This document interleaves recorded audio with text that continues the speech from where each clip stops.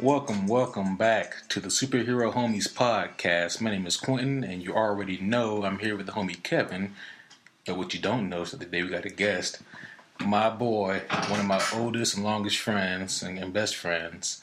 His name is Caleb. Now, before Caleb even says a word, let me brag on my boy for a little bit here. This man is not only an intense nerd like myself and Kevin, but he's also something that neither Kevin nor myself are, and that is he's an intellectual. And that's one thing. One thing I've actually always appreciated about him. Is the fact that he does have a deep appreciation and understanding of these comic book creators. But not only that, but he's smart. He's articulate. He's not just a nerd for nerd's sake. He gets the shit. Caleb, man, I was so happy you said that you're willing to come on. Hey, man, I'm happy to be here, and especially after that intro. Man, I feel like every time I walk into work every day, I wanted that to play right before I come out, so I definitely appreciate that. Well, there you go. Yeah. Kevin, what are we talking about tonight? Well, today, actually, Q is going to be a pretty awesome episode. Most of our episodes have been Marvel-based. Today, however, we're focusing on the DC side of fields with a preview of the Justice League. Obviously, we have the big movie coming up next week. You already know we have our tickets to go into the movie theaters. We got our reserved seats. The theater loves us enough to give us free popcorn. What? I'm lying my ass off right now. But the theater, I'm talking to you, make it happen. But nonetheless, yeah, Justice League's coming out. And today, we plan on introducing the topic, getting you guys actually used to knowing who the hell the Justice League is. Yeah. Well, I feel like a lot of people that listen to us, like around, a lot of them are around like our age groups. A lot of them did grow up with like the Justice League cartoon, like we were talking about. Yeah, that's definitely a fun memory. But, the Justice League, they go pretty far back, way, way back. And they are actually like the longest standing comic book superhero group of all time. I mean, the only one that really predates them is like the Justice Society of America, but they were kind of like a precursor to the Justice League. So it's kind of like, they're not too far off the mark from each other. Right. It's crazy to think about that, too, is like, as well known as the Avengers is now, I mean, when we were all young, the Avengers was like the B team Justice League. I mean, way more people knew who the Justice League were than the Avengers. It's just crazy to think about that. The now. Avengers never had a super awesome cool cartoon. No. Yeah, exactly. They still don't. Yeah. They still don't. They should, but they don't. There was a couple that came, or like one that came out on Disney. It only had like 2 seasons. On Disney? It was really good. It was really good. Okay. Thanks for defending it. Yeah, I don't remember the name of it though, but it was heavily based. It came out after phase 1 though of the movies, and so it was heavily based off of that. But it was still a really good movie. Like a lot of the concepts they did were really sound. Yeah, but once again, you know how good cartoons are. They're on the last couple seasons. Yeah, but back to the Justice League. So they were created like back in the March of 1960. Yeah. By a guy named Gardner Fox. Now, this man right here, Mr. Fox, not only is he credited for really giving life to the creation of the Justice League, but he's also created certain members in the Justice League as well. Like this man created Hawkman, and he also played a big part in the creation of the Flash as well, the Barry Allen Flash. And so that's something that's also really cool about the guy. So he knows his shit. Yeah. And he, like I said, the Justice League he created in 1960, which was about 20 years after the creation of the Justice Society, which was, another really, really big group. It didn't have a lot of the mainstream heroes that we would associate with the Justice League, but some do apply. Right. They did actually have a large printing session, like years on years of Justice Society being printed. Yeah. So they were actually a huge staple for a while. Right. Yeah. And, like the Justice League, they hit their peak, actually, like right when they came out. They really spiked in popularity. It kind of died down a bit in the early 80s, and then they picked it up with a couple of really, really big monumental series in the late 80s, and then comics in general took a nosedive in the 90s. Oh, yeah. But, so that's kind of like when they came from. And, we were talking about Avengers earlier. Avengers actually came around in like 63 is when the first actual Avengers comic came out. And, I always thought about that, because, like, you have Justice League that came out first. Yep. In 1960. 63, Jack Kirby's like, shit, man, like that is nice right there. We could use something like that over here on our side, and so then helped create the Avengers. But real quick here, I just kind of want to talk about loosely some of the main people that we have here in the Justice League movie, the main heroes that we're focusing on. Right. So, of course, we got Batman, we got Wonder Woman, we got Cyborg, Flash, and Aquaman. So those are the main 5 characters that we're seeing here. Now, of course, I mean, we know that Superman's in it, but kudos to DC for not, revealing all their cards on Superman, so to speak. It's very meta. It's like everyone knows he's in it, right? And they'll even talk about him being in it because they talked about having a CG his mustache. Yeah. In the reshoots. It's like, yeah, Henry Cavill is in the movie for all these reshoots, but Superman's not in the movie. Yeah, it's just Henry Cavill as himself. Right, and I actually wanted to pick your guys' brain because, like, generally with the Justice League, whether it be the comics or the cartoon or however you see them, we always see them like a group of 7. So, like, whether it be Martian Manhunter or Green Lantern, Superman, we're missing like a couple components here. How do you guys feel about this movie really focusing only on the core 5? Caleb? Well, I mean, I don't know if we can even call them the core 5. I guess it's the DC. Right. I mean, matter of opinion aside. Yeah, I mean, I'm going to go ahead and warn everyone listening to this. Okay, I love DC, but it may not seem that way from this podcast. like our Thor review. Right. Exactly. We did enjoy the movie, damn it. It was like, I hate it, but believe us, we don't hate it. Just trust us. No, I think it's an interesting group, and I think it's interesting that unlike Marvel, I mean, we're obviously going to compare and contrast it to the Avengers a lot. I mean, that's just kind of this staple superhero group right now when it comes to the big screen. But I think it's interesting that, like, where Marvel pulled from, like, the Ultimate Universe for most of what's in the Avengers movie, DC is sort of pulling from different DC eras for their guys. So, like, Cyborg is kind of like a New 52 Cyborg, but then Wonder Woman is kind of like Silver Age kind of Wonder Woman, So it's, I think it's an interesting group. I think it's a good group. I don't know that I would have included Cyborg and not Green Lantern. I mean, that's probably the most obvious one. Yeah. I think that's the part that a lot of people have the most problem with was, the lack of inclusion of Green Lantern because. I mean, like we already discussed, like we know that Superman is in the movie, that's no secret. But it's like if Green Lantern is in the movie, which I wanted to get to a little bit later, then they're doing a really good job of playing that down. But unfortunately, I don't think my boy is in it. But no, not this time. I mean, but even still, though, with the trailer with Steppenwolf, and saying that there are no protectors here, no Kryptonians, no lanterns, that whole deal was pretty dope. I thought that they even they're kind of like, we know what you want, but be patient, So like, what do you think about the core 5 here? Honestly, I think it's I think they set themselves up well to use these 5. I think, however, they're kind of shooting themselves in the foot a little bit because I know a few fans whom I've already spoken with outside of this session have all kind of asked the same questions. Like, wait a minute, what about our boy Martian Manhunter? They too have heard, the Steppenwolf saying there are no more lanterns, and they too have also seen the movie BVS, so they're aware that Superman's dead. But then it's like, well, wait. What about Martian Manhunter? You can't ignore him. John was cool, man. Go give him some Oreos, dadgummit. Yeah. But I'd love to see him. I'd love to also and I'd love for this to be a huge, huge reveal. This hope of mine is just that it's going to be this kick-ass reveal in the middle of the movie. And it's going to be like, whoa, wait a minute. Who's this guy? It's freaking Martian Manhunter. Let's call him John. Well, if you see someone, just shapeshift for no apparent reason, then you got him. Check.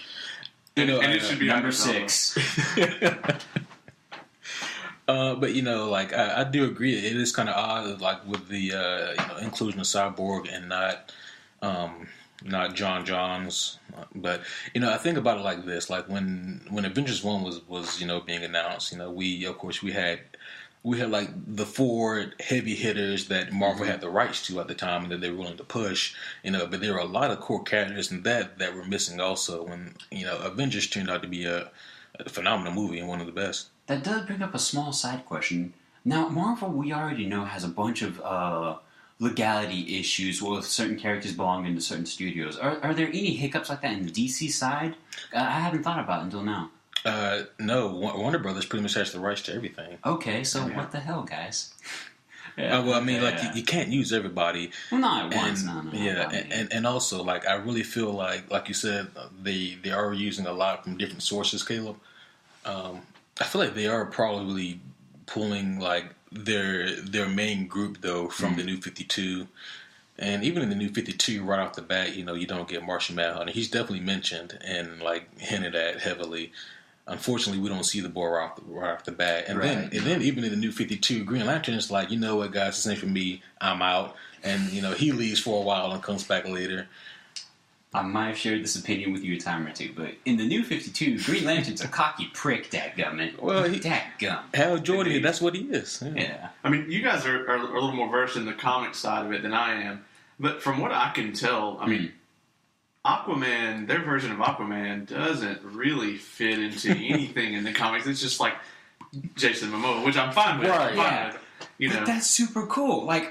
I saw that for the first time, and it made me start questioning from then to this very moment. Why the hell hasn't Aquaman always been Samoan? Right. Come on. That just made sense to me. Well, my answer to you is because she was made in the 1940s. Man, screw the 40s. So. No, don't screw the 40s. I'm joking, but seriously, I mean, it's so cool. It made sense to me, but... Yeah, I agree. I think about, the changes that were made, that Christopher Nolan made in the Dark Knight trilogy.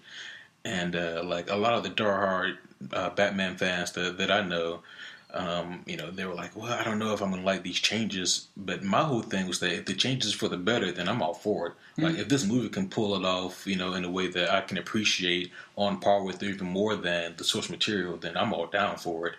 And I think that's the case with Aquaman here. Because, let's be honest, even though Aquaman is way more powerful than what most people perceive him as, there's always the stigma attached to him, so, all you do is you can talk to fish, you can ride a dolphin, Exactly. Oh, we're on land, we don't need you. Those jokes. Yeah. They put one in the trailer. They did. Where Bruce Wayne's like, oh, so you talk to fish. So, I like that dig at it, and I like the fact that they're gonna try to go into a little more humor with some of the characters than we've seen in the previous movies. Yeah, so as we know, we haven't seen all of these actors yet portray these roles, and so this is going to be a first time really seeing Ezra Miller as the Flash or Ray Fisher as Cyborg, Jason Momoa as Aquaman. We saw small cameos in BVS, Batman vs Superman, but we haven't really seen them do their thing. We have, however, had time to see Gal Gadot do her thing as Wonder Woman. I'm sorry, did I say something? How do you feel that Gal's portrayed the role of Wonder Woman so far, Caleb? Okay, so the character in Batman vs Superman is almost not even the same character that's in the Wonder Woman movie at all. From my opinion, because in Batman vs Superman, you've got this very mysterious, very familiar with the world, but also kind of a cynic type character, and then in Wonder Woman, you've got this very hopeful, sort of naive, person. But, obviously there's been a large time gap between the two. And it's kind of like, did Wonder Woman become, just cynical the more she got to know about humanity? She saved the world in Wonder Woman and then figured out, maybe they had the right idea, maybe Ares had the right idea of how to put us out. But I was not really a huge fan of her casting. I think she did great in Wonder Woman. I mean, I think she did okay. I wasn't of the opinion that Wonder Woman was fantastic. I just thought that they didn't completely botch it like they did with everything else. So it was it was heralded as this amazing film. I thought she did fine. I thought Chris Pine was fine. But, I just thought it was an average movie. I just thought there weren't these huge gaps and holes in it, and you didn't leave the theater angry, so we gave DC a, thumbs up for once. Yeah, I mean, I feel like there's a lot of reasons why the Wonder Woman movie got a lot of praise and attention. I mean, don't get me wrong, I'm not saying that all of it is unwarranted, but, it wasn't, like I said, it wasn't a movie that, was just mind blowing, like, because it was so amazing, it was so great, the story was so gripping. I mean, no, to me it felt very much like, you know, Captain America: The First Avenger. Right. It kind of had that vibe going on for it. And you know, that's not to say that it was, you know, a bad movie, but you know, so like to me, it was good. You know, it wasn't anything to really write home about. Right. It did though solidify my my hope in Gal though. You know, because like when I think Wonder Woman, you know, you think someone who's you know, powerful yet beautiful, who's intimidating yet stunning. You know, I thought that Jamie Alexander would have did a good job, but you know, she was Lady Sif, who. Right, I was of that same opinion. That she would have been a great casting for that. I do want to say, while we're on the topic, that while they were on Themyscira, I thought the movie was incredible. Like, that was easily the best part of the movie to me. Yeah. Once they left Themyscira, it was, you know, Wonder Woman: The First Avenger to me. But while they were on Themyscira, I thought that was absolutely perfect. I mean, just the aesthetic, the way that the Amazons like interacted with each other. I mean, it was all good. I remember I enjoyed how they handled just the origin story itself. Honestly, how they just kind of like carefully did it, didn't settle too long on it, too little. I thought it was very well done overall. And with her appearance, you're right. I mean, there are very obvious comparisons which could be made between the first Avenger and the very similar themes of Wonder Woman, you know. Overall, I gotta say I enjoyed the movie. I did, however, I did get a very interesting insight shared with me because I had the pleasure of seeing the movie with a girl. And when we walked out, she had a better attention for this because I didn't even think about it. Go me with a guy brain. But she called out, wow, they didn't sexualize her. And I was kind of like,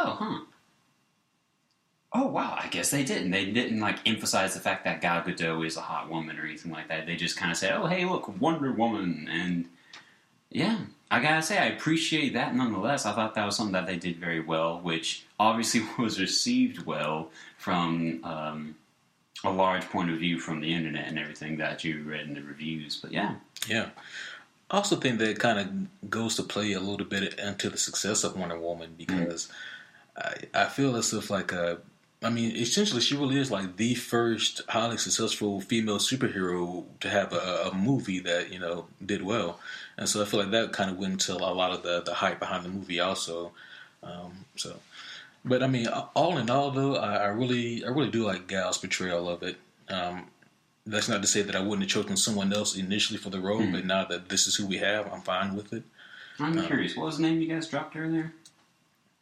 Jamie Alexander. Oh yeah, Jamie Alexander. She played Lady Sif in Thor 1 and 2. Yep. Not Ragnarok. Yeah, okay, gotcha. And was mysteriously absent. Yeah, for real. Yeah, she was like, yeah, I saw it happen to everyone else. I'm not going back to Asgard. But she was on 2 very good episodes of Agents of S.H.I.E.L.D., though. Yeah. Oh, yeah. Interesting. Okay.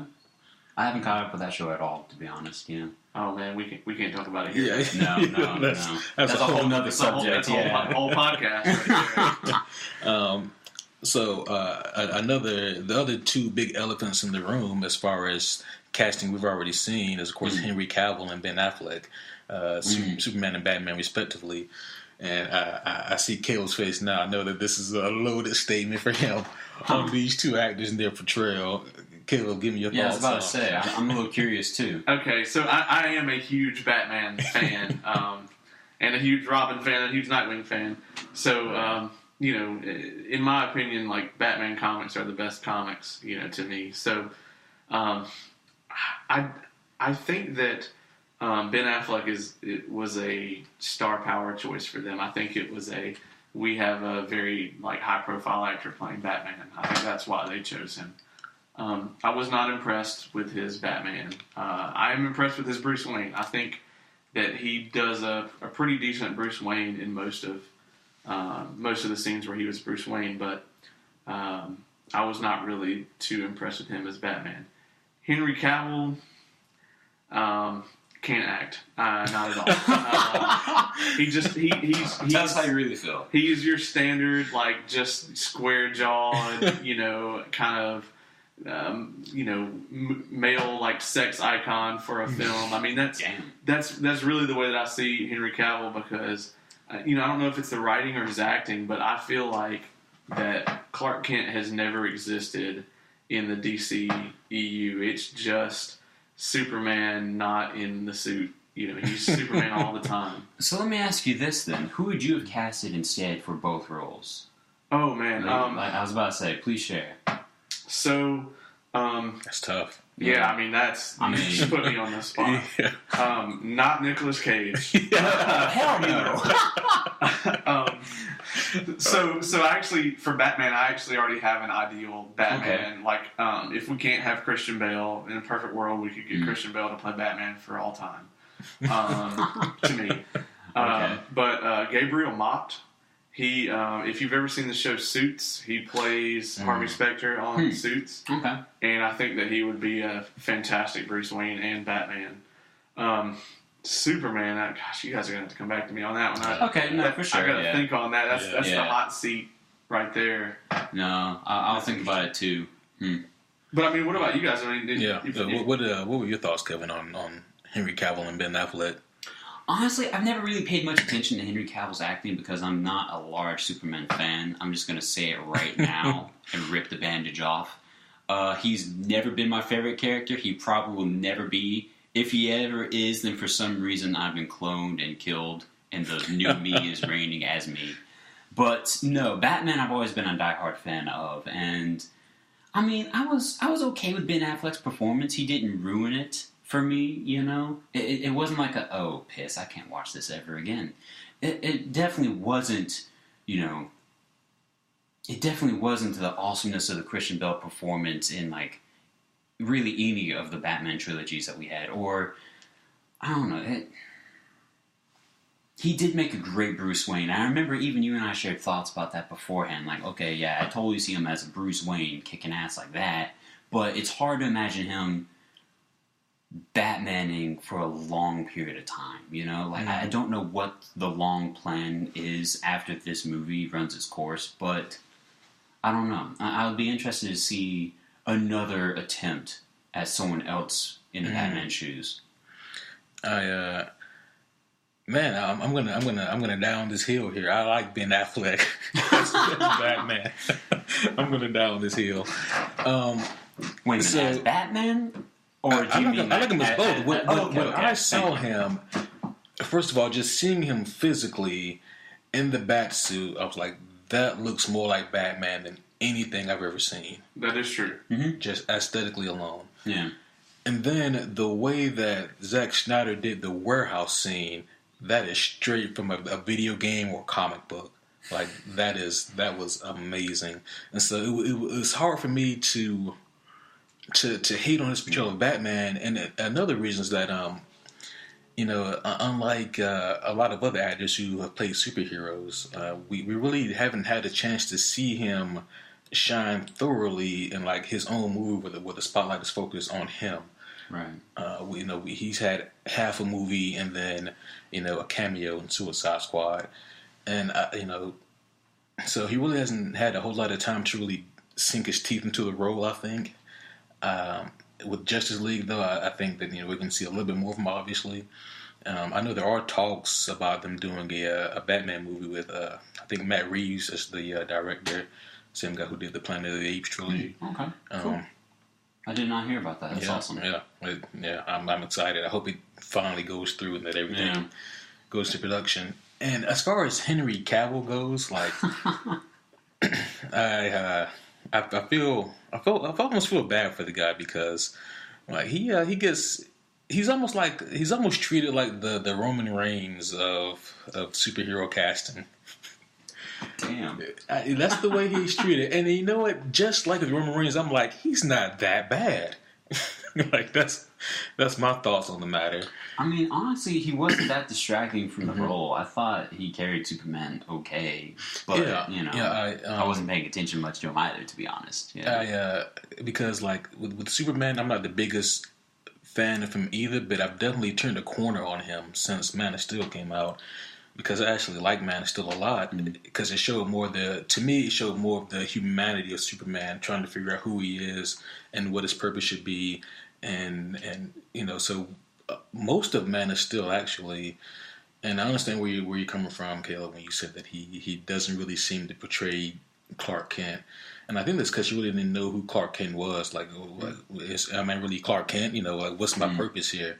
And and eventually he just kind of puts on a suit, and then once he puts on that suit, he fights Zod immediately. So it's almost a little, I'm gonna say unfair, but like it can be argued that the character that Henry Cavill portrayed was still trying to figure out his role in society, and then by the end of Man of Steel, he kind of finds that foothold. He just saved what he considers his home and his family from people that essentially are his family, from Zod and the other invaders. And in Batman vs Superman, he has this whole dilemma of, well, am I a false god? I don't want to be a god. I want to be a hero. And so he has to deal with that whole kind of complex. But that's BVS is a whole other thing we're going to get into a little bit later here also. Before we get too far past that, you brought up the Suicide Squad end credits scene, and I did want to state that I feel like that is the best moment in the entire DC cinematic universe right there, because when Ben Affleck is sitting there as Bruce Wayne and Viola Davis, it just that whole, it was perfect. It was like Bruce Wayne talking to Amanda Waller from any comic book, any animated movie or show. That scene was 100% perfect to me, and that was like the first time I really felt like he was Bruce Wayne 100%. But you guys asked who I would cast for Superman, and to me, Roman Reigns. No, absolutely. Damn not. it! But it made me think about the fact that I'm not a huge Superman fan either. I've never been a fan of Superman, really, except for a few different versions. But the guy, Tyler Hoechlin, that plays Superman in Supergirl, is incredible. I really, really enjoyed him on that show. And I wasn't really a huge fan of that show in the first season. Right. But, I thought he did a really good job of Superman, because he really, to me, feels like a member of Earth society, a member of the human society that is that has Kryptonian powers. Whereas in the movie, in Man of Steel, he's kind of fish out of water. He's a Kryptonian that just happens to be on Earth because his planet blew up. Right. I can see that. I just actually looked him up here. Yeah, like I haven't actually seen him in the show, but I've seen him in the suit and on set, like pictures on set. And he looks like a good Superman. Actually, I like what's her name, Melissa Benoist that plays. Yeah, she looks. She's a really good Wonder Woman. Supergirl. not Wonder Woman, Supergirl. But so right now I feel like as far as the casting goes, these actors really nailing the portrayal of these characters is going to be essential. And, I haven't read any kind of reviews yet, just kind of like people giving their all-around thoughts who've seen the movie. And the general consensus is that it's the characters that really bring this movie together and makes it a success. And so I'm hoping that, that's going to be the case here. We'll see next Thursday. But really quick, one other thing I want to touch on here was before we get into the movies and the DC Cinematic Universe, I want to talk a little bit about my boy Zack Snyder. He's a very divisive director. Overall, I really like his work from like 300 on forward. Watchmen, I really enjoy most of his work. He really has an artistic vibe. I think the problems, though, that we see with some of these movies that he's directed was too many hands in the cookie jar. Almost like the Green Lantern syndrome, where with the Green Lantern movie, like there were so many people touching the script and dealing with things on the set that they almost got the oath wrong. Like one of the most important things, and they almost got it wrong. But with the Zack Snyder, one thing that I'm afraid of, though, is that if this movie is a success, I'm afraid that it'll be credited solely to the efforts of Joss Whedon. And if it's bad, then I'm afraid that they'll just put that all on Zack Snyder. I think that's a very fair fear to have. that sounds like something that happened. And you said divisive. I think that's the best way to describe Snyder. And for me, that hits on a personal level because everything up until like Sucker Punch, I love Zack Snyder's work. I was a huge fan of 300. Watchmen, to me, is one of the best, comic book movies ever, especially the Ultimate Cut. I don't know if you've seen that. It's like 15 hours or something. It's really not. It's like 4.5. It's 4.5 hours, and it's very good. It's not even the same movie, it feels like. I thought 300 was good. I should probably know this, but the second 300 was good. I don't know how involved he was. Not very. We had a different director altogether. But that was very good. Sucker Punch was okay. Visually, his movies are always good. The aesthetic of it is always good.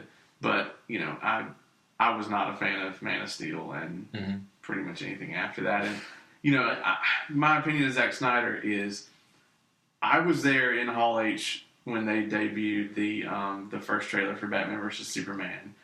And the opinion that I got from Zack Snyder, he actually pulled up the Batmobile the night before. We were in line and everything, and he was kind of talking, he kind of came out and interacted with the fans a little bit. My opinion of Zack Snyder is that he is a fan of DC, but it was really like he read Dark Knight Returns one time and was like, I want to have a Batman versus Superman fight in a movie. And he never got past that. It was like, someone who's like 5 years old watching like the Dark Knight Returns comic or animated adaptation, which is very good. Oh yeah. When I was 5 years old, I would have watched that and been bored out of my mind until the fight. Until the fight happened. Right. And that's the way I feel like Zack Snyder processes it. Is like he only got that out of it.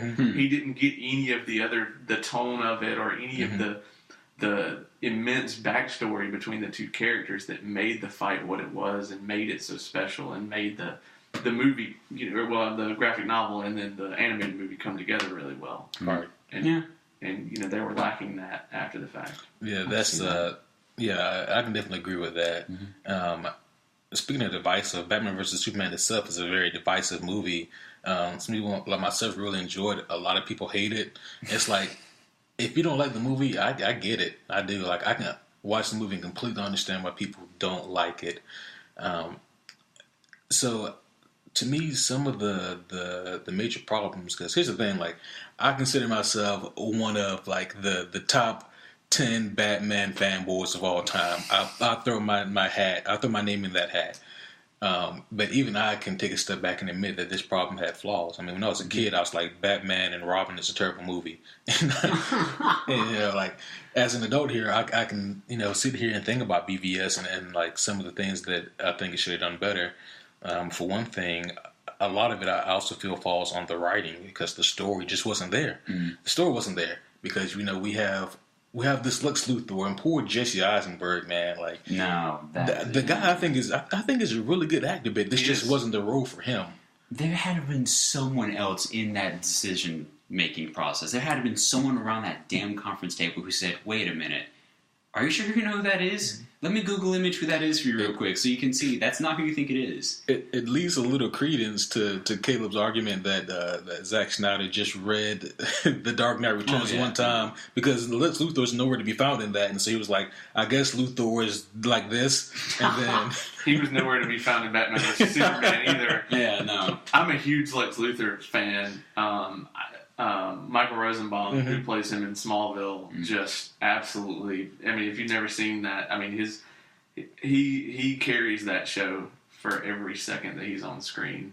And there was a lot of talk about them getting Bryan Cranston, which would have been an amazing choice. Everyone would have. Yeah. Bryan Cranston voiced him in the animated version of Year One. That's right.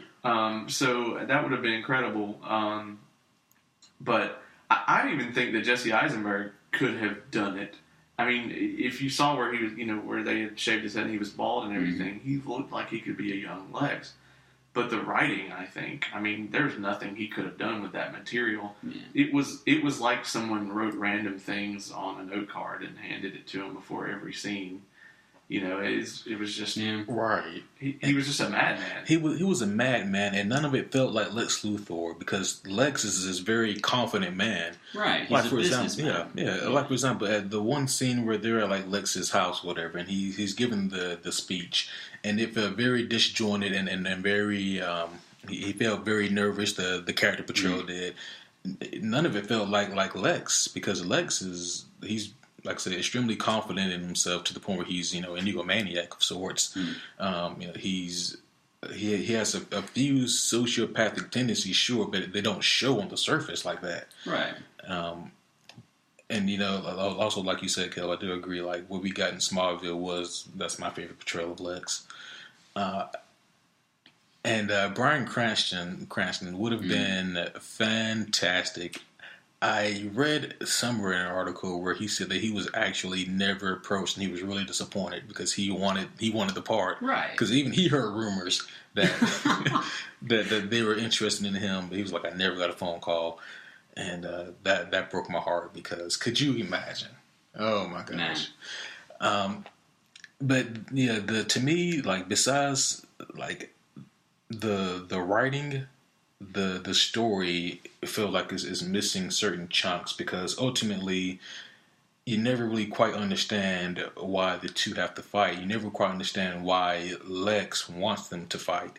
That's never really brought to anyone's attention. And I'm not one who likes my hand being held during the movie. I like to figure things out for myself as I watch a movie.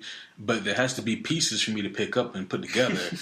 And some of those pieces were missing in the movie.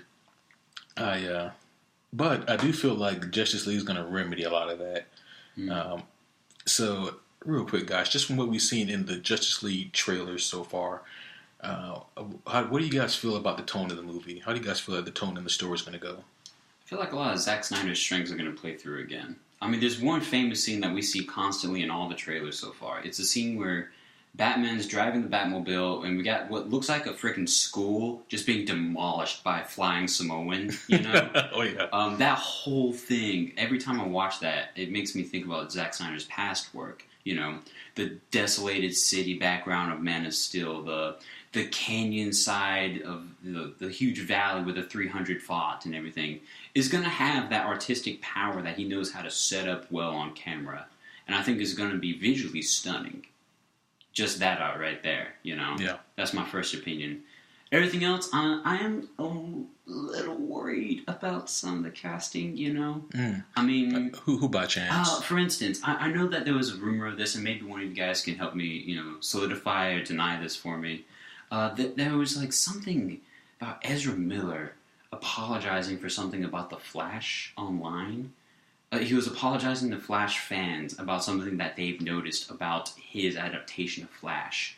And I don't know how the hell or what the hell they noticed. I never clicked on the link or read anything about it, but it was something along those lines. Plus, he always kind of reminds me, in what we've seen on the trailers, he always kind of had more of the Wally West Flash more than the Barry Allen Flash. You know what I'm saying? Yeah. Right. Yeah.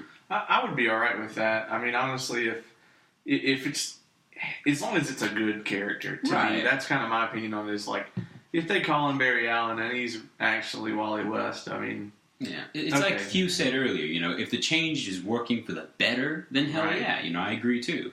Yeah, absolutely. I mean, I think, with him and Aquaman and Cyborg, we kind of don't have enough to go on. We kind of have to give them a shot. From the, we talked about the trailers and the tone of the movie. It's hard to really understand what the tone of the movie is going to be, to me, from the trailers.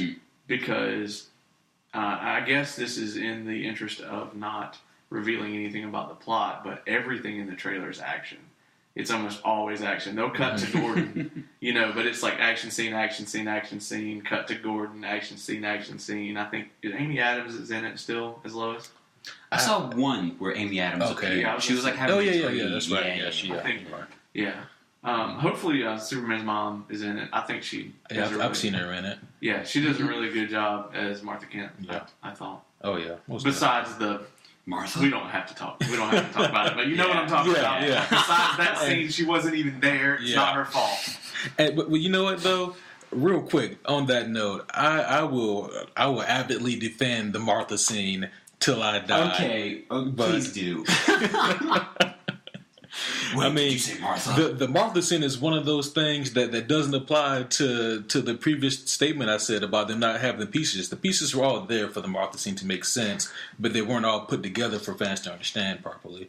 But for me, it was just an interpretation of Batman finally seeing Superman as not just an alien menace, but he's more human than that. He has a mother. In his last moments of life, he could have pleaded for mercy, but no, he pleaded for him to save his mother. His mother's name was Martha. Batman's like, this is some kind of trick. Can he read my mind? No, he can't. And then it was all portrayed in the subtle actions of the actors, specifically Ben Affleck. Henry Cavill was busy dying in that scene. But I think that's one of the scenes where, like, a lot of people like to harp on it because maybe it's more fun too.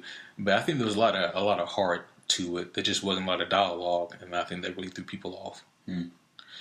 But back to Justice League, since that's the movie we're going to be watching here. I know, right? Yeah. Any talk of BVS is always going to go just downhill so quickly. I Q will be taking us all up back the hill. Yep. I will. Like, you guys are going to try to walk down the hill. I'm going to pull you back up the hill. I asked myself, like, this past week in preparation for the podcast, because the fan in me doesn't want to watch all these trailers. I think I was talking to you about this. But I don't want to watch all these trailers as a fan. But the podcast to me is like, well, you gotta do your job. You gotta watch. Right. You're gonna have to take one for the team and watch all these trailers. So one day I took, like, it was quite some time, and I watched all these trailers, both domestic and international, and like Chinese subtitles and everything, like all kinds of TV spots that we don't get to see here. I watched them all multiple times, and the tone of this, to me, feels exactly like it should. It's not so dark and dreary that I'm going to want to hang myself when I leave the theater, but it has this. It's like shit's hitting the fan, but then the trailers also give you a sense of hope also, and I think that's exactly what we need for this movie to really be a success. Is to feel that way, like shit's happening now. Like we gotta do something, but we can do this. We do stand a chance. And that's kind of the way I feel as far as the tone of the movie goes, and I feel that this time they're really going to get it right. I think that this is by far going to be DC's best movie since the Dark Knight trilogy. So, speaking of that, like we said before, we don't know a whole lot about the story at all because they really have done a good job of not revealing a whole lot about the plot. Which Marvel doesn't do. I'll give them credit for that. You talk about the movie trailers. I try to, as a general principle, if I know 100% I'm going to go see a movie, I'll watch the very first trailer one time, and then that's it. I did that with Ragnarok, which that first trailer was so good. I mean, you're sold on it immediately. And with Last Jedi, I only saw that trailer the first trailer the one time. This one, though, I have been watching them before I even knew I was going to come on the podcast because I wasn't sold on it. I mean, I was going to see the movie one way or the other. Right? Even if the reviews are like, "Oh, it's so terrible," I'd still hate watch it. Just because it's a Justice League movie. But yeah, I would have to agree with you. The trailers I thought have done a really good job of. I don't know anything about the plot of this film. Really, not really. I mean, going into it, it's kind of like it reminds me a lot of like the Force Awakens trailers. If you remember that, it was just like random clips stuff. A starship blows up. Right. It's a desert. You know, you knew nothing about the movie going into it except like this is who these people are. And that's it. And even then, like they did a good job with the Force Awakens. Some of my general thoughts on the movie as a whole, but like the trailers, I thought they did a good job because there's the one scene in the very first trailer on Force Awakens, real quick, where we see Finn and he does the thing with the lightsaber. I just did the motion for those of you listening, and and that was badass. And of course, like you've seen the movie. There's no spoiler alert on Force Awakens. And of course, like in the movies, like it was kind of a fake out because yes, it happens, but it's not really what we think. Right. So he's not a Jedi. Yeah. Everybody's like, oh, that's the new Jedi, and then he's not. Right. Yeah. And then, like, all along, like, I mean, because we didn't even know at that point that Rey was a Jedi, not from watching the trailers. Right. You maybe could put it together, but they don't tell you. And yeah, I do feel like Justice League is kind of doing a similar thing here, a similar tactic where we don't really know what's happening. Like, what the trailers have shown us so far is that Batman has contacted Wonder Woman again. Like, hey, listen, I want to date, but first we got to save the world. And in order to save the world, I got to find some other people here. So I'm going to play Nick Fury, and I'm going to try to assemble. Yeah, essentially. Yeah. I'm going to try to assemble as many people as I can here. And and so in the trailers we do see a lot of action, but we also see Bruce trying to get a hold of these people, with the exception of Cyborg. So that has me thinking that maybe something happens during the Cyborg scene when he's trying to reach him, trying to reach Victor. But anyway, so I do feel like they're doing a really good job of keeping the cars close to the chest. But one other thing I want to talk about here is that they also haven't shown a lot of the villain, Steppenwolf. And like, I'm not gonna lie, it's like I've read like some of the New God stuff, and I've read most of Justice League, New 52, and that's all I know about Steppenwolf. And come to find out, that's almost all he's been in. So Steppenwolf, he's not the most biggest or most famous of the villains, and I think that's actually a really, really good thing to do, because they could have came out the gate with Darkseid. You don't want to do that though, right? Because where do you go once you beat Darkseid? I was kind of hoping when I watched all the lead-in stuff in Batman vs Superman to Darkseid, I was like, oh man, the Justice League movie could be like a Justice League War kind of thing, like kind of following that format. Yeah. And to me, I mean, that entire time where it's at the beginning of it, where it's just Batman and Green Lantern and they're bantering back and forth, I'm like, this is really cool. So I was like, they could really build a movie off of that. And then I heard that it's going to be Steppenwolf instead, and not really Darkseid, which they could. I mean, we don't know for sure. We're assuming really that it's Steppenwolf. They could have something else up their sleeve. Could be. For sure. He was in that Batman vs Superman deleted scene. Yeah. Which was cool with the mother boxes and everything. But on the other hand, I think Darkseid at least has got to show up. But then that brings in, is he going to be entirely CG? Or are they going to do like Thanos and cast someone who's well known to play him?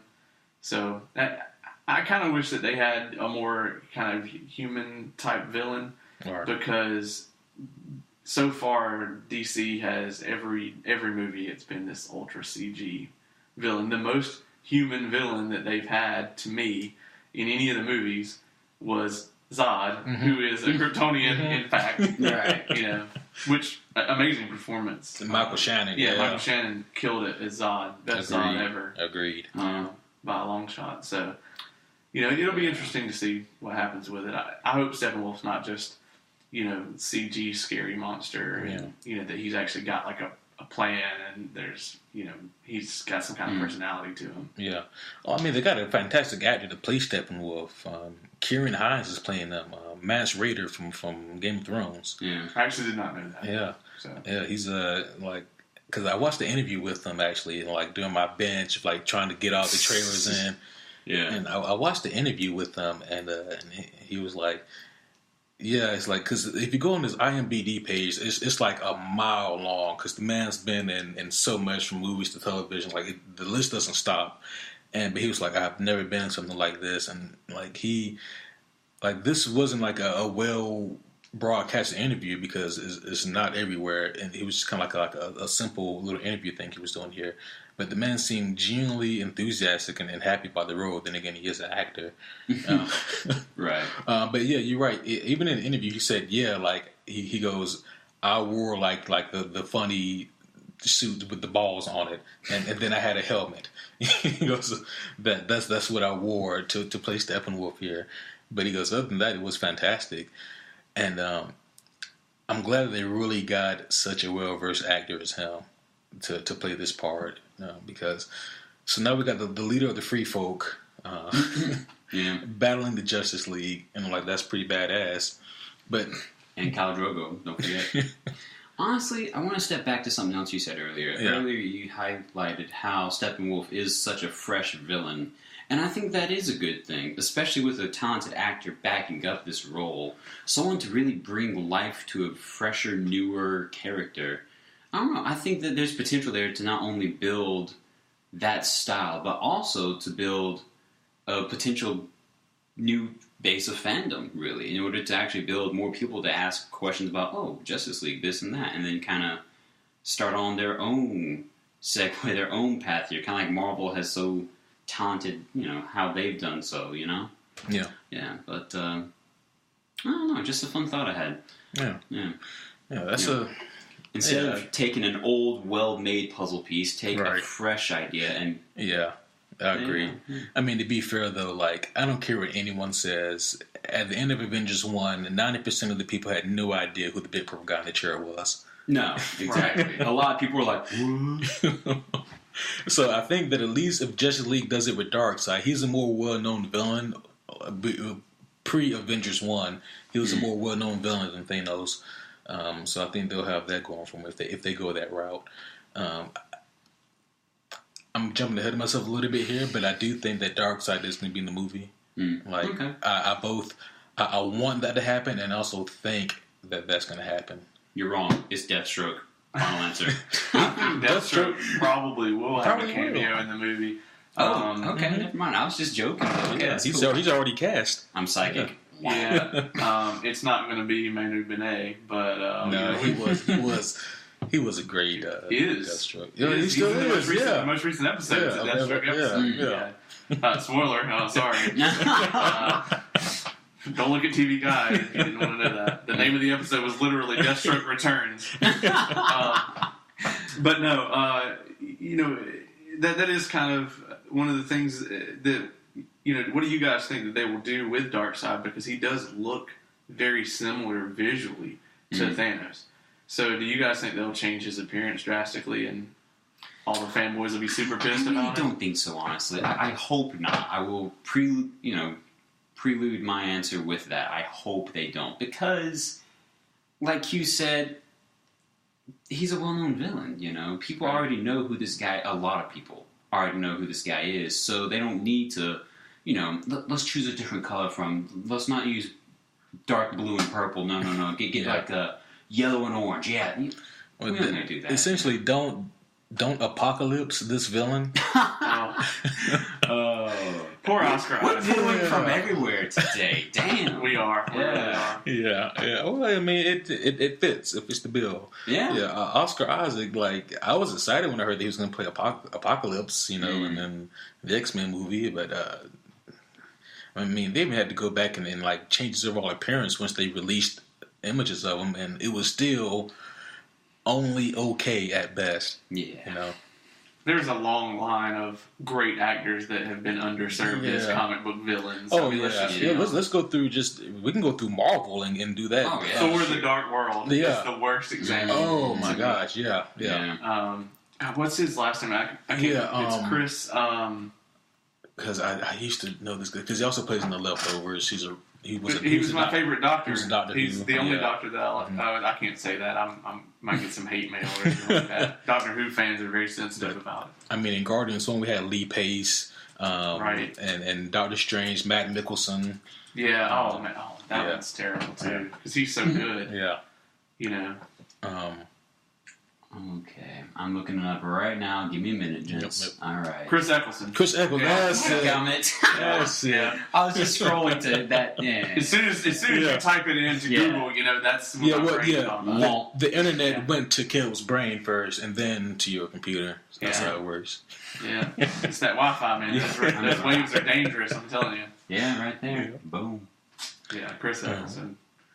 So I do have a really important question for the both of you, but before I get to that question, I want to inform the audience a little bit about Steppenwolf as a whole, because this is going to be a lot of most people's first introduction to Steppenwolf. So Steppenwolf, he's a new god, which is a race of immortals. He is the uncle of Darkseid. He leads Darkseid's army. So with that being said, he's an extremely and immensely powerful being. He's super strength, super durability. He wields a badass weapon. It's the electro axe, and he can pretty much slices through any and everything with that. He's a master strategist. So I'm wondering if they'll, if they'll really be able to portray that in the movie. I hope so. But yeah, he's extremely intelligent, extremely cold, and it's not that he doesn't have a lot of personality in the comics, but because he's only had so much time in the comics, there's not a whole lot to see. He does like to use the mother, and I think that they're drawing most of his source in the movie from the New 52. Even his appearance is most similar to what it was in the New 52. Okay. And in that he uses the mother box as a way to get the Earth to kind of, in a way similar to Man of Steel, kind of terraform Earth to make it more like his home planet of Sure. Apocalypse. But like as far as like the overall plot, I don't know. So that's just a little thing, little details here about Steppenwolf. He is immensely powerful, and I think there's going to be, from what I've seen in the trailers, he does kick a lot of ass. I've seen him kicking Wonder Woman's ass and Aquaman's, and it look great. But the question I have for the two of you was this, and this is almost a vague question, but one that needs to be addressed, and that is, what do you guys think the movie has to do to be a huge success? Joss Whedon has to have rewritten most of it. No, that's a serious answer. I think that they kind of need to do what Wonder Woman did. I don't really see them being able to, even from the initial impressions, I don't think anybody is really going to come out of this movie as a movie critic and be like, this is the new Winter Soldier, this is the new Civil War, this is the new whatever your awesome comic book movie is to you. Before we start up another whole discussion. Good safe answer. Right. Before we go down that path. But I think that they need to pull a Wonder Woman, and they just need for it to, number one, make sense, and number two, be awesome. Like, we want to see all these heroes' powers. Like, one of the things that was in, like, the first two phases of Marvel is, and I think that Joss Whedon actually talked about this when he was doing Age of Ultron, is everybody in Phase 1 Marvel is, like, a power superhero. Like, they're strong, they hit hard, like Iron Man wears a suit, Captain America punches people. They're all sort of the physicality type. It wasn't until later on with Doctor Strange and Scarlet Witch that they started doing like the kind of psychic powers, magic, stuff like that. They have an opportunity with Cyborg to do some really cool stuff that we have not seen before. Agreed. They have the opportunity with Aquaman to do some really cool stuff. And honestly, with the Flash too. I mean, Quicksilver in Age of Ultron, his powers, they did the whole thing where he stops the train. That was really cool, but that was really the extent of what you saw with his powers, other than him kind of zooming back and forth on the screen and hitting people. So I think like the Flash is known for very creatively using the Speed Force, so they could tap into that, and a lot of people watch the TV show. So I think that would bring in an audience too. I think people would like to see that. Good points. Yeah, I think I agree with everything that was said there. They actually have to utilize their characters to the utmost and give the audience something to be a fan of. But then at the same time, I want to add to that and say that they need to set themselves up well. One thing that the Marvel movies have done pretty well, a few times a little lacking, a few times better than most, is they set themselves up for not just a sequel, but also something for the audience to really wonder about.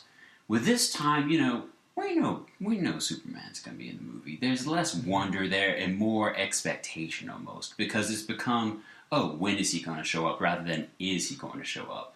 Right. You know, and again, to safeguard myself here, because I know some fans out there are like, "Wait a minute, Kevin, hold your lash, guys."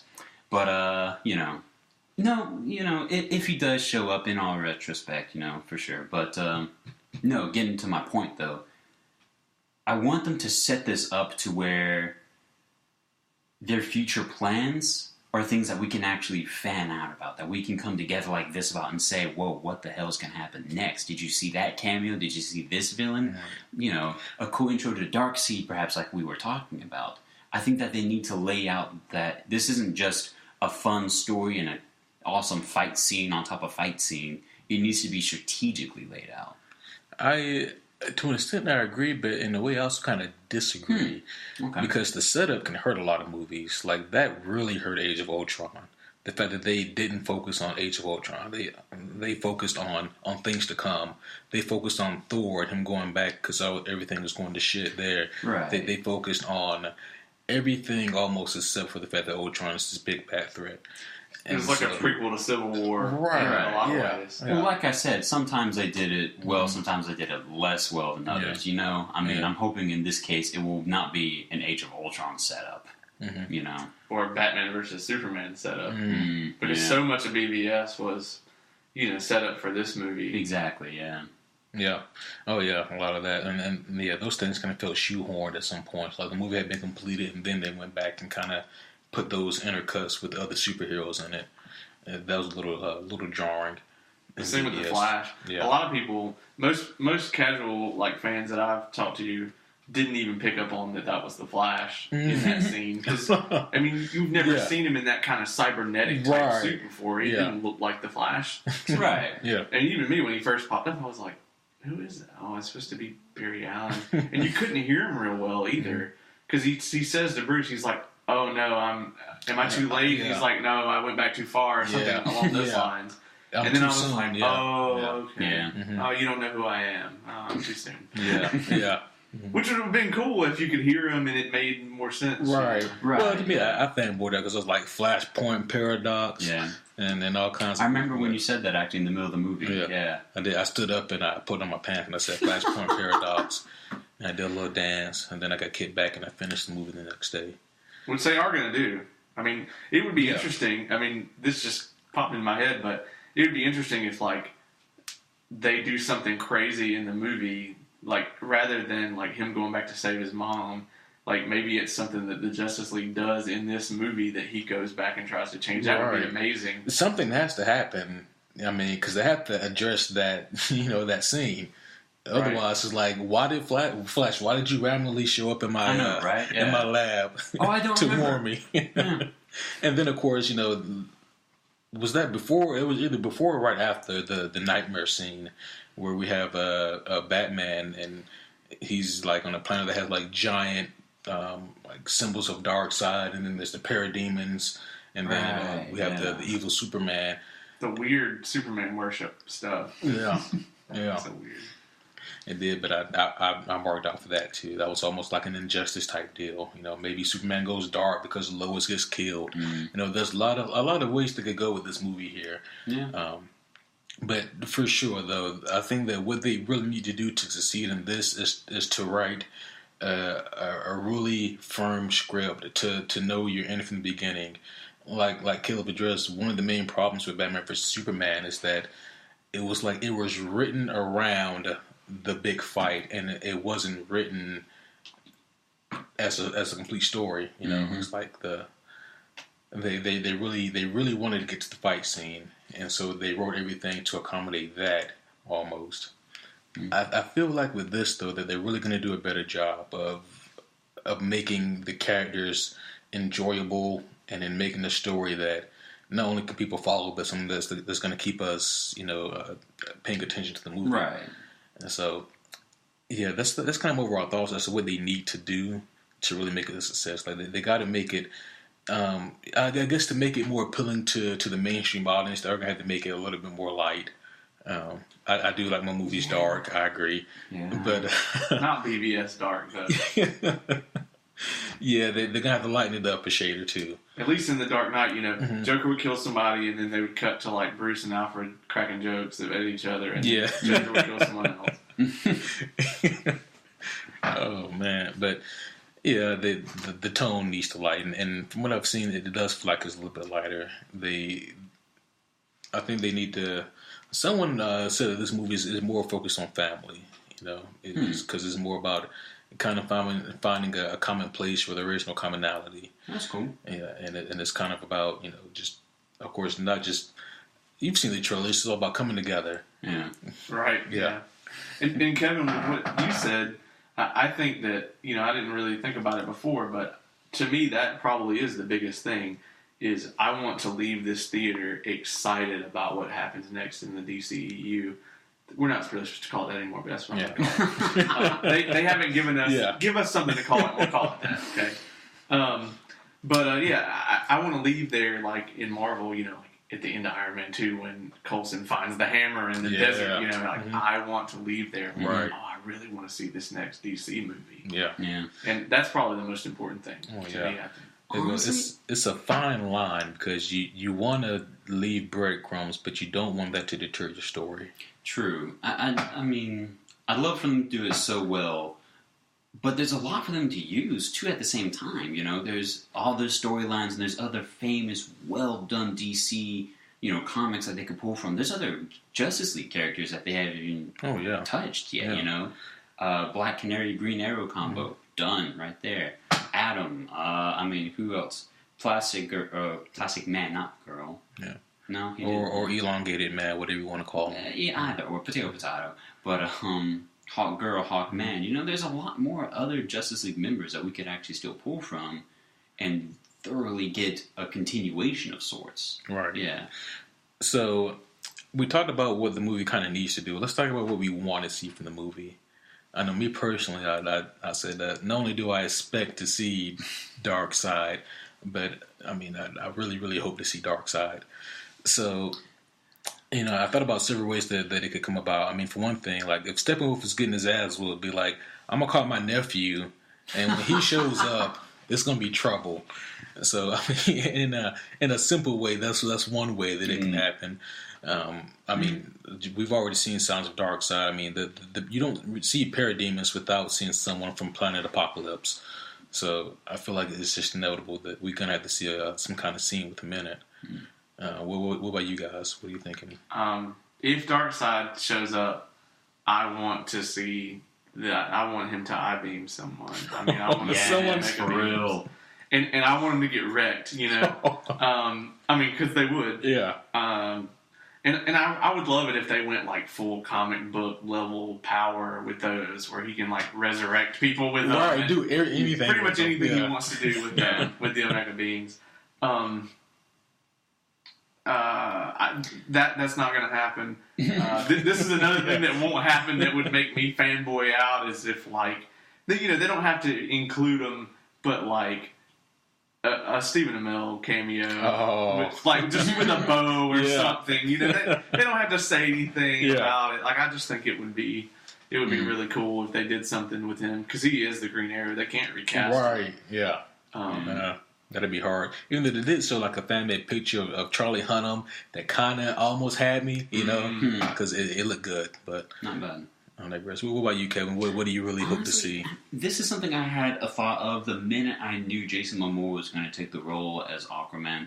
Aquaman's got a lot of hate over the years, you know? He gets made fun of for some shit. And admittedly, I've made fun of the man too. Let's face it, it's too easy to do so. We have a pop of him right across from our recording studio. Oh yeah, I forgot about that. He's looking right at you, Kevin, so choose your words carefully. Big fat eyes. He's looking at everything. There's nothing he's not looking at. Especially sort of Silver Age Aquaman too. Yeah. It's had a ton of shit. Oh yeah. Because over the years, like Aquaman has become more awesome, and at one point he was just kind of like underwater Thor. But I was alright with that. Yeah.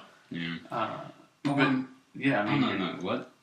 Okay. What I was hoping with this movie, at least, is that it creates a new fandom for him that kind of resurrects the character in a sense and says, guys, this person ain't no joke. Okay, he's not your little blonde-haired, blue-eyed nobody. He's actually a badass. You know, king of the Neptunians. Come on.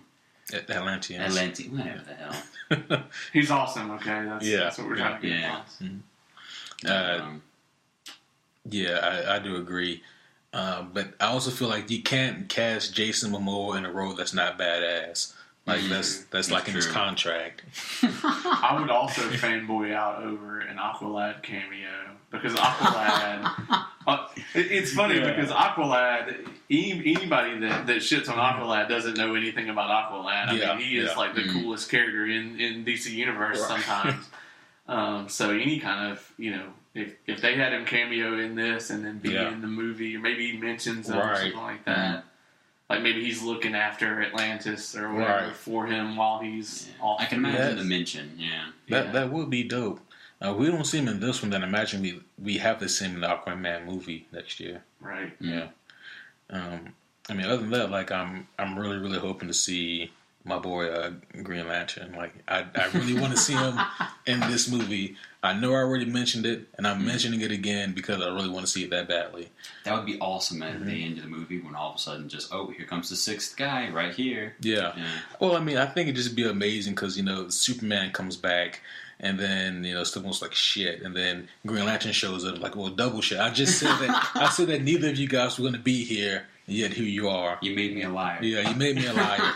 I don't like being made a liar. Or maybe they haven't cast like who they want to be Green Lantern yet, and maybe they send they send another Lantern and it's like Sinestro or something like that. That would be cool. That would be pretty cool too. I would take that. I want to see a Green Lantern in some capacity. Doesn't have to be Hal Jordan. Is the Lantern Corps movie officially on the schedule now? Because I know at one point in time that they had a Green Lantern movie on the schedule and they took it off, and then Comic-Con 2015 they showed Lantern Corps as a movie that was on the slate and everybody was excited about it, and then they shifted some more stuff around. So is it? Yeah, it's still happening. Okay, and that's going to be dope because it sounds like most of the movies are going to take place like in space, like not on Earth, and like a team up buddy cop type movie, and I'm looking forward to that because that can be really, really great if it's done well. But other than Green Lantern, I really can't think. And Darkseid, like those are my two really, really big I want to see in this movie type characters. I mean, like I said, there's a whole lot of other people in the Justice League that we could choose from, like your Martian Manhunters, because he is another really big one. But I think right now it'd be clever to keep him out because I don't know how you bring him in cleverly. I mean, unless he's already on Earth in the form of in his human form, right? But do like a cameo. They run into John Jones, and there's never even any mention. It's just like a wink. Yeah, exactly. Walks by waving, "Hey, I'm John Jones." Goes off. Oh, jeez. Running away from a fire, maybe, I don't know. Do you guys think that we will get very much Commissioner Gordon in the movie? Because I've read some stuff that it's that they're saying it's just a introduction, like a brief intro to the character. But he's kind of prominent in the trailers. I would say. I mean, he is in a few of them. He is prominent in the trailers. And what I really think is that I think that that's probably going to be about the extent that we see him in. I think the main purpose of the trailers that we see him in is to show the characters coming together. Like, because a lot of the other trailers were about Batman trying to find these people, and I think that scene in the trailer with Commissioner Gordon is them showing us that they've all come together now, and that they're all about to go out and hopefully kick some parademon ass. But on that side note, though, I did want to talk a little bit about J.K. Rowling. I'm glad you reminded me. So J.K., of course, he's the guy who's playing Commissioner Gordon.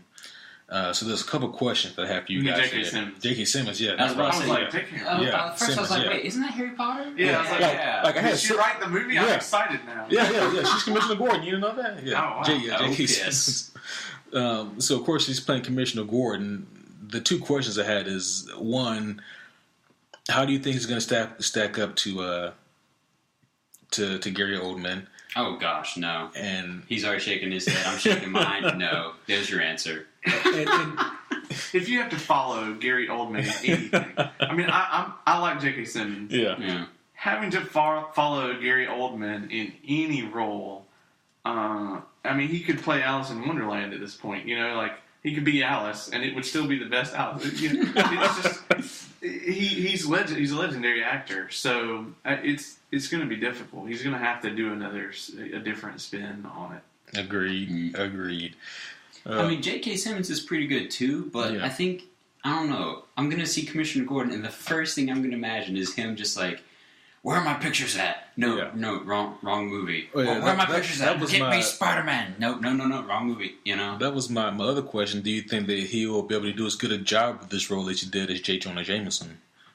He is J. Jonah. I was about to say, that was too perfect. It was, yeah. I mean, you know, we just said, you know, we talked about Gary Oldman and having to follow him, but I mean, Jeremy Irons had to follow Michael Caine. That's true. And Jeremy Irons did a very good job.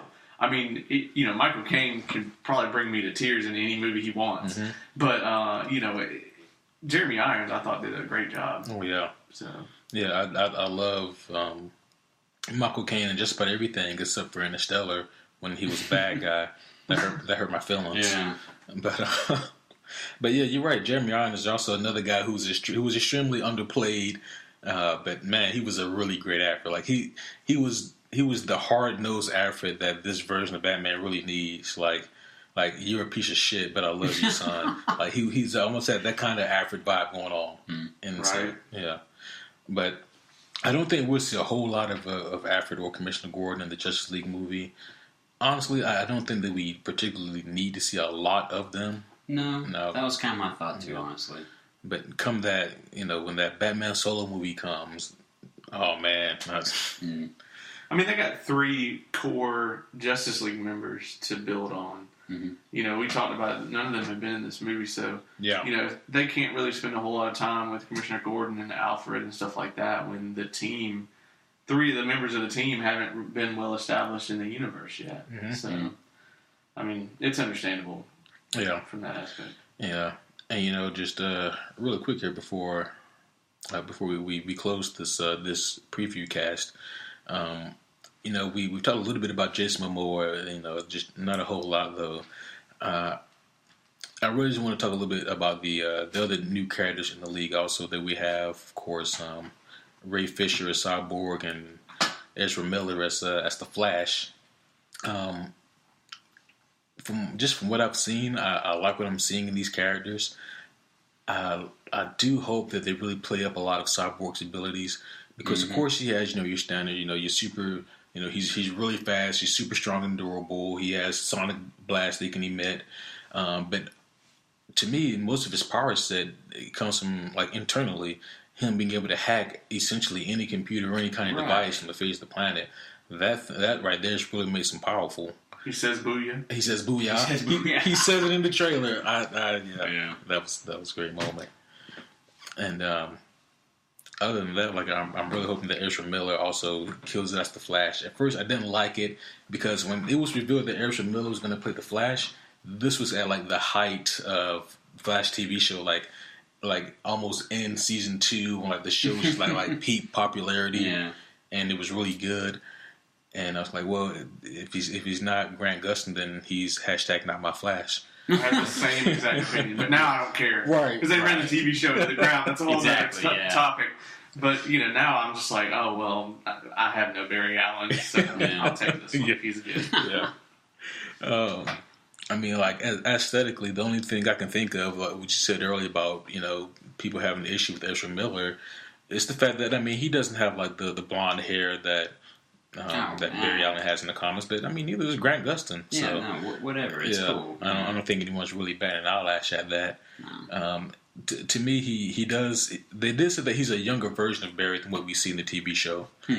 So that explains like kind of like the way that he thinks and the way that he kind of acts. Almost like the more jovial attitude. Yeah, more jovial attitude, and he's inexperienced also.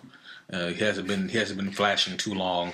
I don't do battle guys, okay? Yeah. And he kind of seems like he may have the same relationship with Batman that Barry has with Oliver in the Arrowverse. Right. So, I mean, I would love to see more of that. Batman's kind of like, or you know, kind of like Spider-Man and Tony Stark had. It's like, oh, yeah. Who's this kid that you brought in? He's like, trust me, you know, he's green, but, You know, he needs to be here. Yeah. You know, that sort of thing. Yeah. Well, one thing we didn't talk about, and while we're on this subject, I want to get you guys' opinions on is from the trailers. What do you guys think about the CG for Cyborg? Do you think it's going to be distracting, or do you guys think the CG is bad, or that it's just right? Or I think that a couple of thoughts on that is that, but trying to make Cyborg is hard to do because he it's not like Ray Fisher's wearing a complete suit that covers him, that covers every inch of every part of his body, but it's like part of his face, most of his torso and legs. Like, it's hard to do to have like a half CG face the entire time and then like have your face be normal. I think that the CG on him is okay. It's hard for me to really give an accurate judgment on it just off the trailers. Right. I'm hoping that the movie, when I see it in theater, that it's more fleshed out, that it looks a little bit better. Because right now, like, yeah, he does stand out because he's standing next to all practical characters. He's standing next to Ben Affleck in a Batman suit, and Gal Gadot and Jason Momoa, and all these guys are actually wearing their costumes, but of course he's not. Right. You know, so it's not like making the Hulk where you kind of do it all on computer around someone mocap. Like, you kind of have to, like, I don't know the process, but it doesn't seem easy. But it is a little jarring. Yeah, for sure. I mean, I can respect that, and I mean, shout out to that guy. What was his name again? Ray Fisher. Thank you, Ray Fisher. I mean, playing Vic Stone in that case would definitely be a newer challenge. But honestly, like, I was thinking the same thing you said. You know, I don't have enough to go on from just the trailer alone because there's a lot more action. You know, it's just constant movement. And maybe they'll, you know, I remember I first noticed this technique in Hunger Games, so I mentally call it the Hunger Games technique. The Hunger Games was a book written mainly for people of all ages and a lot of kids. And it's a very violent novel. You know, I'm sorry, novel. It's a freaking fictional whatever. Who cares? Whatever. Not a great story. It's a book. It's a book. You're correct. It has paper. But, no, I mean, whenever they did the movie, they realized, oh shit, this children's and kids' book is friggin' loaded with blood and violence and killing each other. So every time that happened, the camera would go like this. Super fast. Guys, I'm just waving my hand across super fast. But, no, I'm thinking, you know, for a lot of that, they could probably honestly get away with distracting us. You know, do the same things with Cyborg. Oh, he's in the middle of a kick-ass action thing, and oh, now we're going over here to Superman risen from the grave. I'm joking, I don't know. But you get the point. I mean, honestly, I'm hoping that they do well with it, too. I think that his most important scenes may be the action scenes. And I think he's going to look the best there because it's going to be CG Cyborg fighting CG Parademons or CG Steppenwolf. So I think that'll blend in together. It's just when he's standing next to practical characters when he's going to be a little disjointing. Yeah. I think. They're just going to be standing in the Batcave. Everything in this whole scene is completely practical effects, but he's just sitting. He's just like giant machine. Which, I mean, maybe they'll make a joke off of it. Maybe they'll make a reference to it, and it'll be. So can you take that thing off? I don't think so. No. Yeah. By the way, his cameo origin I thought was really nice in BVS. Yeah, that was good. Yeah. We get to see him with his dad. Well, he probably doesn't want to see his dad too much. No, not really. No, but still. Well, his dad gives him like a lot of the nice upgrades, you know, firmware, soft, you know, upgrades and stuff like that. But I geeked out for that in BVS. I mean, with the mother box and everything. I really was like, okay, this is awesome. This is friggin' Cyborg. Right. Yeah. Right. And you know, a mother box, you know, another sign of Darkseid. Things to come. Are there any closing remarks that you guys have before we close this bitch up? Damn. Not that I could think of, honestly, not off the bat. I know, again, I'm super excited for the movie. Now, earlier you mentioned we were talking about tone, and we were talking about how it needs to be a lighter movie. A few shades, not... exactly. No, that's exactly what I was about to talk about. I'm hoping they don't Disney up this movie where you know what I'm saying. I'm not going to compare movies. I'm not going to throw another movie through the dirt. But you know what I'm saying. They don't need to make it that lighthearted film. Right. Yeah. Here's my thoughts on that. Like, if you get the very, very best version of Joss Whedon and the very, very best version of Zack Snyder, and you make them do like the fusion dance, I think that you get a director that's gonna craft a beautifully woven movie, and I'm hoping and also I'm thinking I'm really confident that this is what we're gonna get here and with Justice League. I don't think it's going to be the greatest comic book movie of all time, but I do think it'll be a contender for one of the best this year in a year that was extremely comic book movie heavy. Yeah. Yeah, I really hope it stands out. I mean, I am skeptical about the movie, but I'm also very optimistic about it too.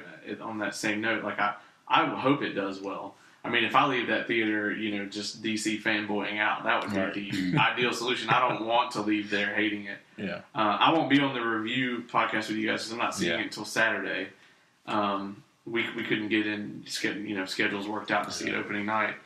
But we're going to see it at like 1 o'clock, so there won't be anybody in there. Oh, yeah, yeah. But prop your feet up. Yeah, exactly. But, I am really looking forward to seeing it because I want DC to do something. Because right now, I mean, in the comic book space, Fox is doing okay. They had Logan, but they're not going to have another Logan. Yeah, exactly. Definitely not. They can't roll another Logan out. That was 10 years in the making. And then Marvel has no competition really whatsoever. No. And you mentioned, the movies being Disneyed up. Mm-hmm. As long as they're making money and there's no competition, there's no reason for Marvel to be darker. Oh my gosh, that's so sad. Right. So if DC does something that's really dark and it goes over well, then Marvel may try to experiment and do a little bit more darker stuff. As it stands now, all the dark superhero movies from DC are like everyone hates them, so there's no incentive whatsoever for them to kind of go dark with it. Yeah, yeah, I agree. I think Marvel they do really well at making their movies accessible for people to come in and see. Like no one knew who Guardians of the Galaxy were. Right. No. Like no one, and no one better deny the fact that not a single original Guardian was in the first movie. Like no, because it's not about that with Marvel movies. It's about having a fun movie that everyone can come in and enjoy. The problem from the smaller niche fan base of comic fanboys is that when that starts to overtake the concept of the characters in these comic book movies, that's where the issues start to arise. And I mean, DC's gonna have a similar problem. I feel like if Justice League doesn't nail it, if it doesn't knock it out of the park, then I mean it can be another case where fanboys are just tired of them not getting these things right. And I mean, for DC it'd be worse because it'd be the comic fanboys and like just the casual moviegoers who would be tired of them at this point. But I have a lot of confidence in this movie though, because like I said, I've watched so much of it now. I feel like I've seen a big chunk of it without having really seen any of it. But yeah, Justice League comes out November 16th. We'll be there. Kevin and I'll be there. At the 10 o'clock at the 10 o'clock showing, and then we'll be back here at like 12:30 recording this podcast for all you guys. So we may have to go get some cocaine. Yeah, I was exactly about to say that. Some cocaine, pour it in some Monster, maybe for me. Now, as a fan of the podcast, are you guys going to do a similar style to Ragnarok? So there'll be like a first half spoiler free that I can listen to. Very much so. Yeah, before I see it. Yeah. Oh yeah. It's going to be the same format, except it won't be Hulk smash for the pause. I don't know. We'll have to think of something later. Yeah, for sure. You're not just a guy in a bat suit, are you? That's a good one, actually. But we'll be doing the same thing for our Justice League podcast that'll come out Friday morning, essentially. So when you wake up Friday morning, be sure that you check your podcast feed. You will see the Justice League podcast there. First half of it will be spoiler free, so there won't be any kind of spoilers. We'll just be covering the movie vaguely as a whole. And then the second half of the podcast will be the spoiler filled review. So listen to the first half, go see the movie, come back, and then listen to the second half of the podcast. Very much so. And of course, before we leave tonight, Kevin has a little something to read from the book of Regrettable Superheroes. There's a lot of regrettable superheroes, people that have not made it mainstream. Exactly. And some that have. But for tonight, we're going to Dell Comics. Yes, that was a comic company once upon a time. And the character for tonight, Q opened up the page for us this time, and we've discovered Dracula.